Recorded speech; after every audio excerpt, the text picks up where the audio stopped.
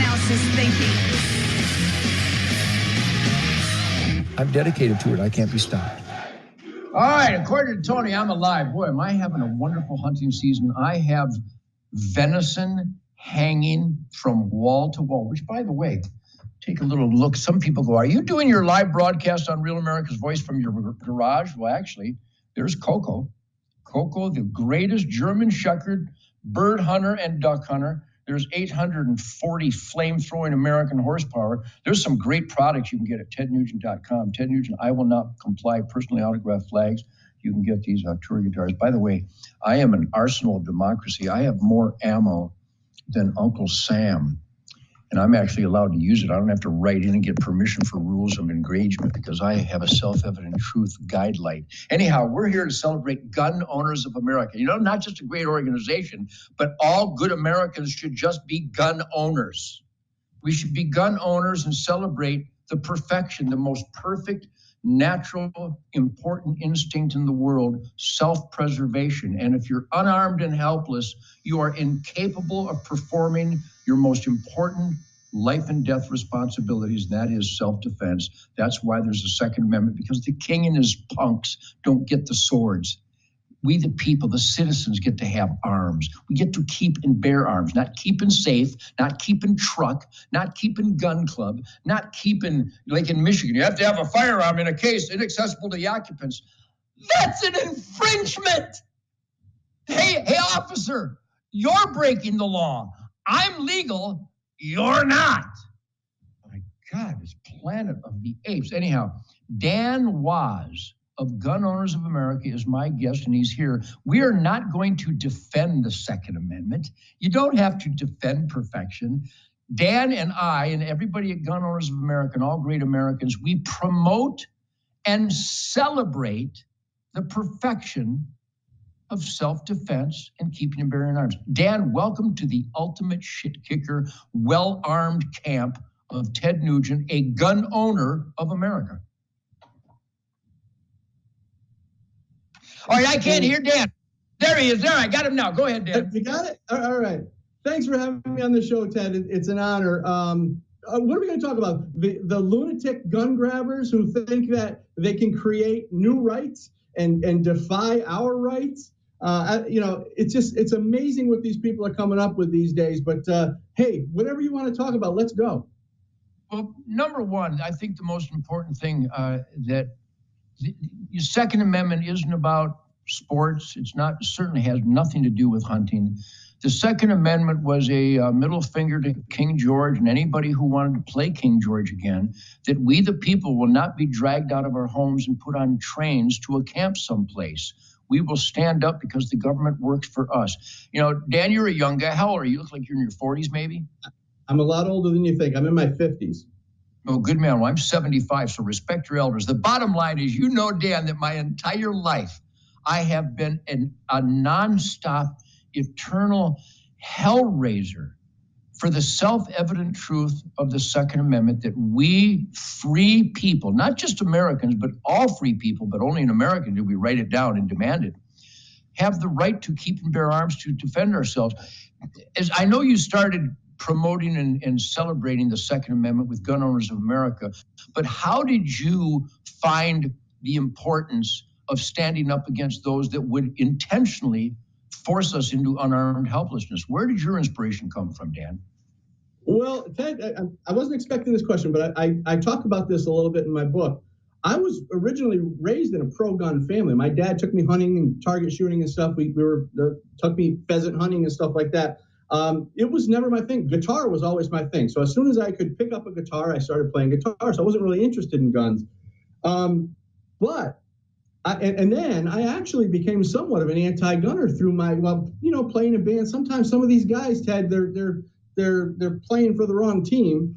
And, you kind of hang out with these, I call them hanging out with the wrong crowd. It wasn't bank robbers. It wasn't, drug dealers. It was anti-gun liberals. So that stuff gets in your head.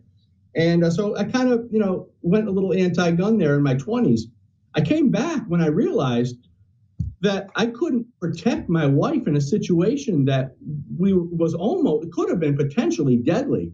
And I told her that night, I said, I'm getting a gun. And everything changed from that point. When you have those aha moments, those life-changing moments, you realize that you've been thinking about this stuff all wrong. And so I started really looking into it and really looking into how it was that a kid that was raised in a pro-gun family, went anti-gun. And it was all about the narrative. It was about the terminology they used, the propaganda, the rhetoric, all that crap.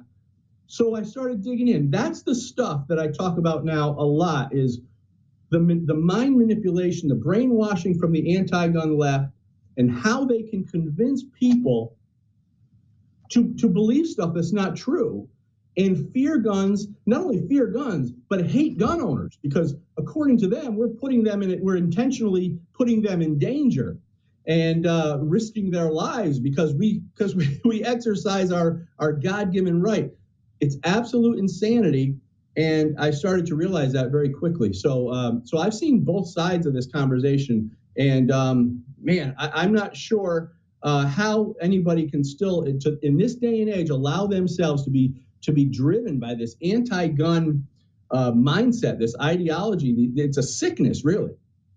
You've got a great book that counterpunches the propaganda ministry out there, which is ubiquitous. I mean, everybody with the loudest megaphone is anti-freedom, anti-American, anti-Constitution, anti-self-defense, anti-good guy over bad guy. Literally, our court system right now is celebrating bad over good.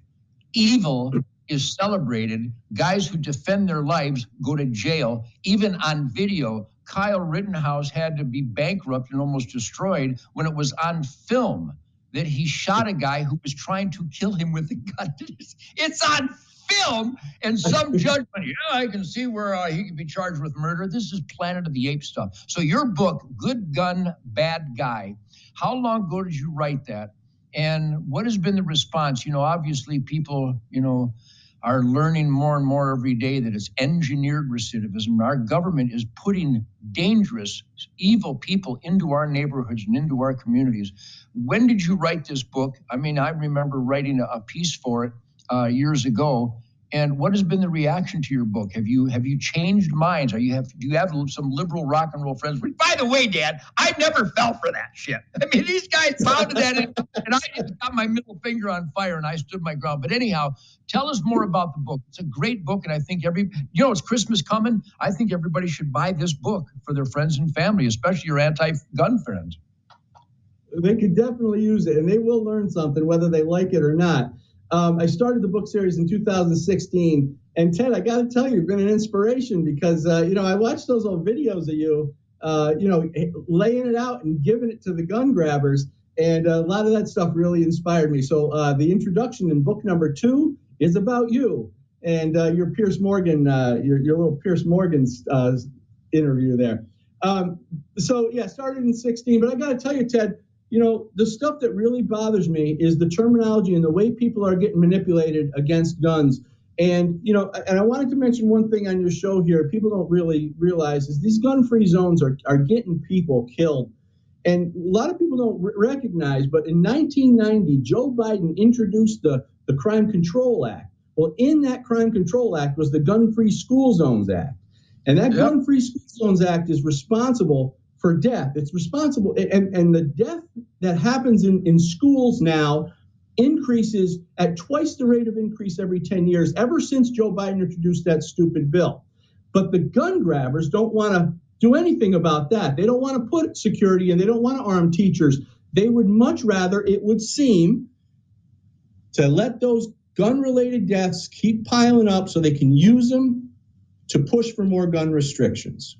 Yeah, it literally signifies irrefutably the evil intent of government, the law enforcement community. And again, nobody supports law enforcement heroes more than I do. But when some jackbooted thug is going to arrest you for protecting your life or having a suppressor in an illegal state, you have to have a muffler on your lawnmower, but I got to get federal paperwork for a muffler for my gun. This is insanity. So number one, a big salute to you, Dan, because it's really important that anybody who believes in the sanctity of life, that good should always survive an evil assault. And there's never been more engineered evil assaulting going on because of our court system, because of our government. And if you're unarmed, I keep saying it, if you're unarmed and helpless, you're unarmed and helpless, and bad guys will dance all over you before they rape, torture, and kill you. It's really an irresponsible choice. So I got to salute you. And everybody at Gun Owners of America, I think that everybody should be a member of Gun Owners of America, even National Rifle Association, your state firearms association, the Right to Keep and Bear Arms, the Second Amendment Foundation. There's so many great organizations. But without the fighting of guys like you and me, we'd all be unarmed and helpless by now, because the forces against self-defense are ubiquitous and overwhelming, except for this voice of we the people. So once again, Dan, a salute to you. I recommend everybody buy a copy of your book. I'm going to put it we'll put it on realamericasvoice.com. But God bless you, sir. Are you in Texas, Dan? Ted, I hate to tell you this. I'm in New York. Oh my God, you should come visit America sometime. It's really nice. I have, and I love it. Well, Dan, you're a hellraiser, and I think that the missing link in America is hellraisers for self-evident truth. So thank you for coming on the Spirit Campfire. You are my shit-kicker, ballistic blood brother, and a very happy Thanksgiving, Veterans Day, Independence Day, every day to you and your family, Dan. Ted, thanks so much. Same back at you. And I think my problem is I like the fight. Yeah, you have to stand up. When evil comes, you must trounce it. I like to shoot him in the face. Anyhow, this is the Ted Nugent Real America's Voice Spirit Campfire, brought to you by Middle Fingers on Fire, Truth, Logic, and Common Sense, and the Right to Keep and Bear Arms. I'll be right back with more pure logic in just a moment.